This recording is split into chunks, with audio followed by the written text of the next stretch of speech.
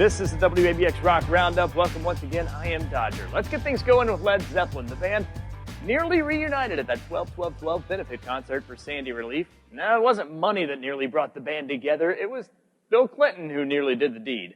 Slick Willie himself almost got Led Zeppelin back together. He met with the band in D.C. at the Kennedy Center Honors recently. The band, however, turned him down. So while we continue to thank Al Gore for the internet, we nearly got a chance to thank Bill Clinton for getting Led Zeppelin back together.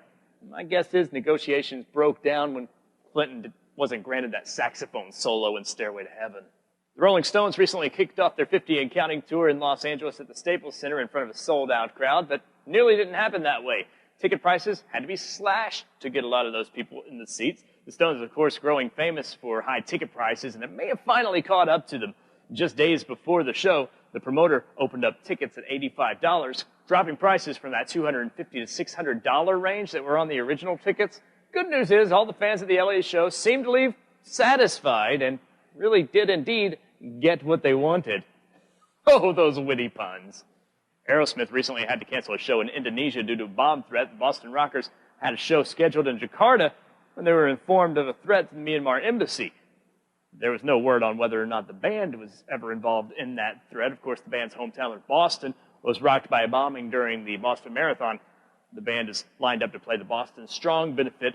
It's a benefit concert for victims in late May.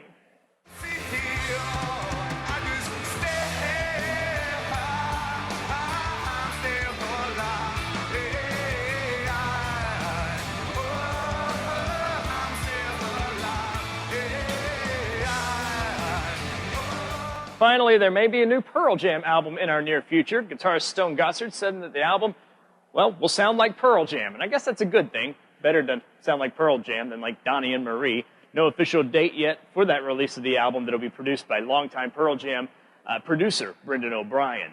That's the WABX Rock Roundup. Of course, join us again next week. We'll have another edition of the Rock Roundup. You can find us on Facebook. It's facebook.com/WABX1075. You can find me on Twitter, twitter.com/Dodger Radio. And don't forget, hit the website, the information superhighway at WABX.net. We'll see you back here next week for another edition of the WABX Rock Roundup.